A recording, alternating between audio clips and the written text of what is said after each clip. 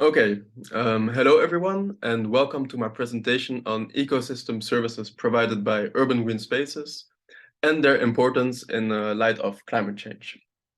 So I gave this presentation at a conference on horticulture in Lima during my stay in Peru, and now I'm doing it again in light of my assignment for my individual portfolio. I'm doing it as a product, and the intended target audience are urban planners. I want to convince them of the benefits of urban green spaces and to stimulate them to implement them in urban areas. And also the presentation can be very interesting for everyone who is broadly interested in climate change and the benefits of nature. So the presentation will consist of 5 main sections. First of all, I will briefly discuss who I am. Then I will talk about ecosystem services, what they are, and which types of them exist. Then I will go into urban green spaces and the ecosystem services they provide. Then the next section will be a little bit longer.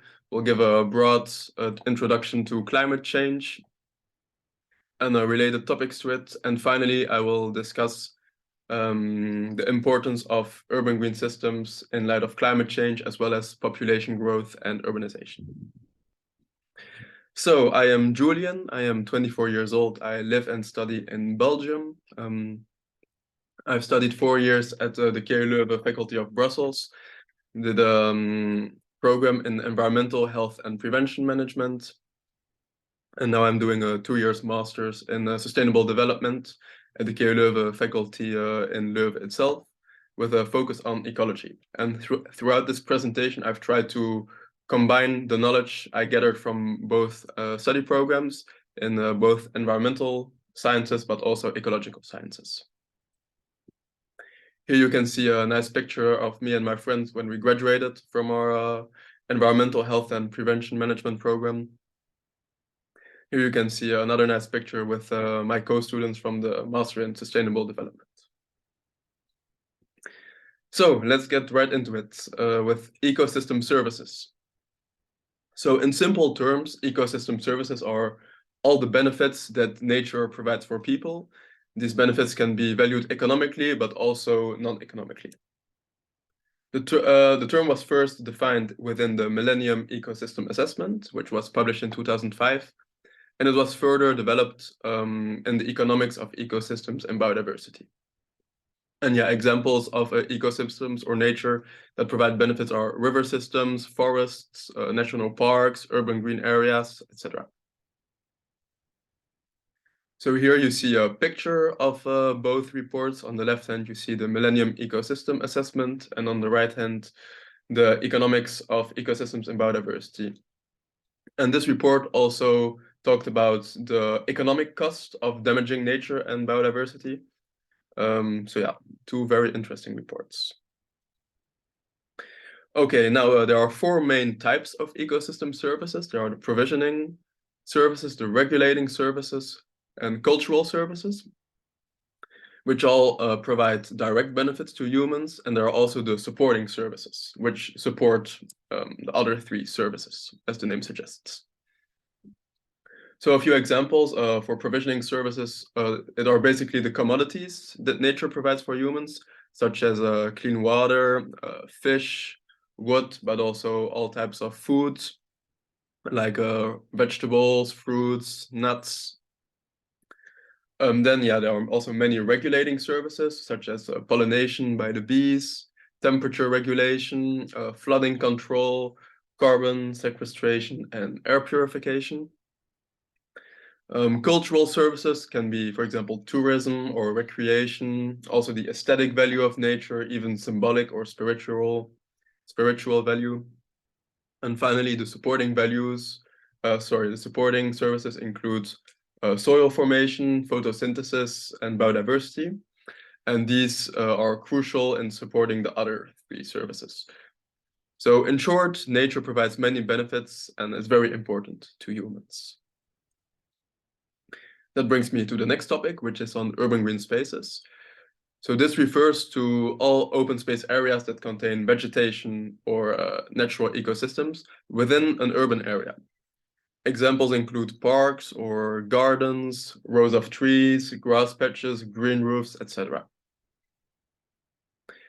Here you see a very nice example of an urban green system in the city of Brussels, namely Le Parc Royal.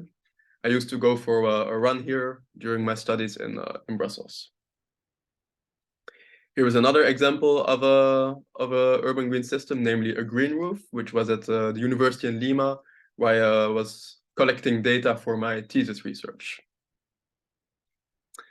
So, urban green systems provide a large array of ecosystem services. First of all, there's the reduction of air pollution. The leaves of the plants, they can capture a large amount of pollutants, for example, particulate matter or carbon monoxide, nitrogen oxides, etc. Green systems can also reduce the urban heat island effect, which refers to the phenomenon of city centers heating up more compared to the periphery of cities, because buildings tend to trap heat. And vegetation can kind of reduce this effect by, through their evapotranspiration, they provide some cooling. Then there's also the increase of urban biodiversity, because the green systems can provide a habitat for insect species mainly, and also birds. In this regard, also pollination services are improved by the bees. There are also recreation possibilities, as I mentioned, going for a run in the park or a walk, or hanging out with friends. There's aesthetic value of nature. Ornamental plants are often implemented also in green systems. Another important one is the regulation of the hydrological cycle. So the green spaces can absorb a lot of rainwater, and this way reduce the risk of flooding in cities. Next there's also less noise pollution thanks to the green systems, improved physical health, improved mental health, social interaction can be improved when meeting in a park, for example. And also there's to an extent some carbon sequestration, which can also mitigate climate change. All right, this brings me already to the next section on climate change. So through geological time, the climate has fluctuated a lot. This has a lot to do with the rotation of the Earth and also the concentrations of certain gases in the atmosphere, such as carbon dioxide, which will play an important role in reflecting radiation. I will get more into this later on. During geological time, there have been periods of global cooling and warming. And as everyone probably knows, recently there has been also climate warming going on. And it has been scientifically shown by the IPCC, the Intergovernmental Panel on Climate Change, that this recent warming is not a natural phenomenon, but rather it has been caused by human activities. And also it has been reported that this is happening at an alarmingly fast rate. So through geological time, it has always taken thousands or tens of thousands of years, sometimes even millions of years. But now in a very short time span, there has been a lot of changes. Here in this graph, you can see that since the beginning of the 20th century, there has been an increase in surface temperature of more than 1 degree Celsius. Also, 2020 was one of the 3 warmest years that have been recorded. You can see that there are large temperature anomalies, and there have been many heat waves during that year. Here is a figure on the greenhouse gas effect, which plays obviously a very important role in the warming of the Earth. So the heat source is the sun, which sends a lot of solar radiation to the Earth. Some radiation is reflected by the atmosphere and some by the Earth's surface. And then much of the radiation is absorbed by the Earth's surface. And the Earth itself also emits some infrared radiation. And now the greenhouse gases, they play a very important role. For example, carbon dioxide, because they can absorb some of the radiation and re-emit it in different directions. And because of this, it will further warm the Earth's surface. You can see that much radiation is emitted and then brought back to the Earth's surface because of these greenhouse gases. And actually, people might say, oh yeah, all these greenhouse gases are bad, but that is definitely not the case because we do need them. Without greenhouse gases, the average temperature on Earth would be around minus 15 degrees Celsius. But at the moment, we are emitting way too many greenhouse gases. And because of that, the global warming is going on at a very fast rate. So yeah, the human activities are mainly burning fossil fuels since the beginning of the Industrial Revolution have increased the concentrations of carbon dioxide, which is a crucial greenhouse gas, by about 40%. And more than half of this increase has occurred since 1970. So yeah, you can see many of the emissions have only occurred in the recent past. Yeah, here this is a slide on the most important greenhouse gases. So there's not only one greenhouse gas, but there are several ones, which so different greenhouse gases contribute to climate change. You have carbon dioxide, then water vapor, methane, ozone, chlorinated fluorocarbons and their byproducts, and also nitrous oxide. So in this graph, you can see that water vapor, which is mostly present in clouds, is the most important contributor to the greenhouse gas effect. And then there's carbon dioxide, ozone, methane, and nitrous oxide as the next most important ones. And this graph shows the emissions in the United States in 2020. So carbon dioxide was the most important gas that was emitted. Then there's methane, nitrous oxide, and the fluorinated gases. So as I mentioned, the carbon dioxide is mainly emitted through the burning of fossil fuels like gas or oil and coal. Nitrous oxide is produced through the biochemical cycling of nitrogen, and humans add a lot of nitrogen to the biosphere, for example, by using fertilizers. Then the chlorinated fluorocarbons and their byproducts, they mainly originate from obsolete fridges and cooling installations. Then the methane mainly comes from ruminants and livestock, but also from the fossil fuel industry, landfills, biomass burning, etc.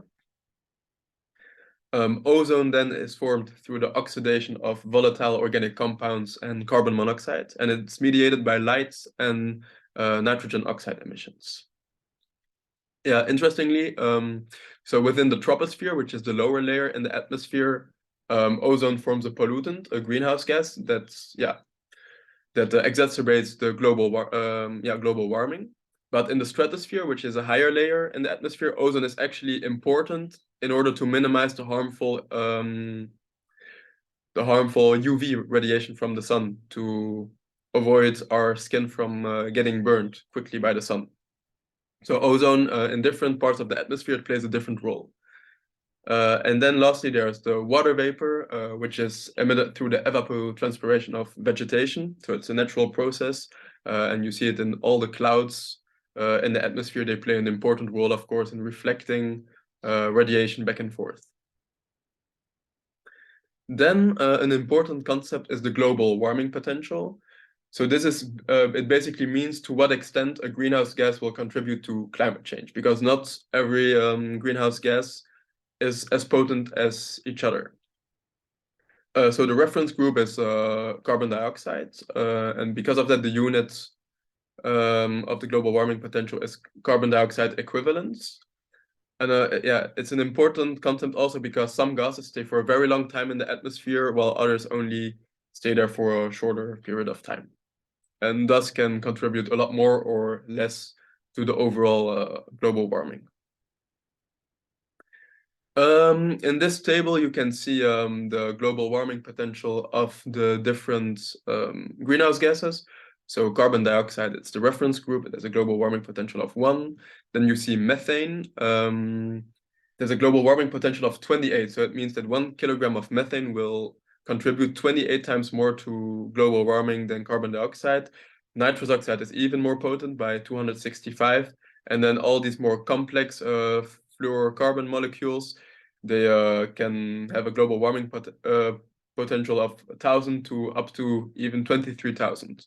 So these more complex molecules can be very potent and reflect a lot of radiation, but and also they stay for a very long time in the atmosphere. As you can see, some of these like simpler molecules like carbon dioxide or methane, they stay only for about 10 years in the atmosphere. But these complex molecules can stay thousands or even 50,000 years in the atmosphere. Luckily, the concentrations in which they occur are very low, as you can see here.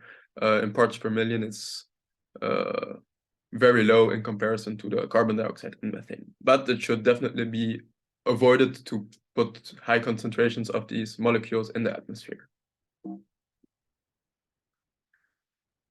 Okay, now what is the future of global warming? So under a business as usual scenario, so if the emissions continue at their present trajectory, and if we do not abate our emissions, then probably by the end of the century, the global average temperature will increase a further 2.6 to 4.8 degrees Celsius, which is quite concerning.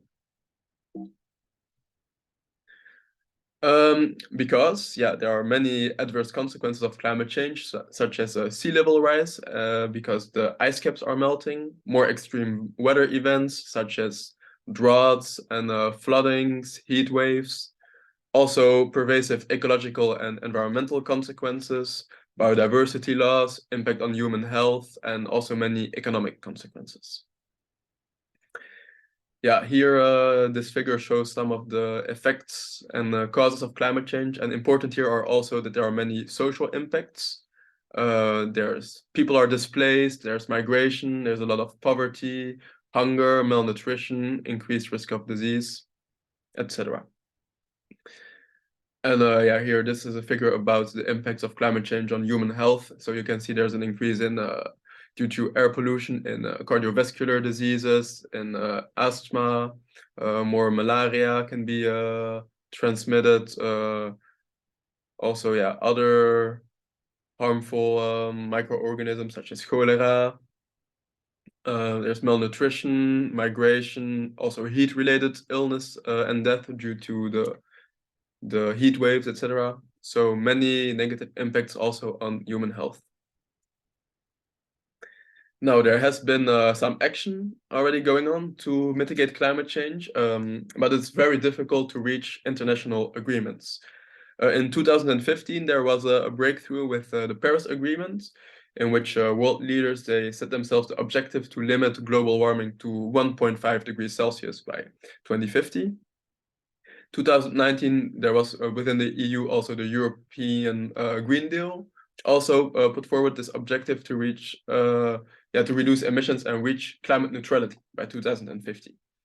So it is of course a very good thing to have these ambitious objectives, but realistically it will not be easy to reach them because at the moment at least there has not been sufficient action going on to actually reduce all the emissions.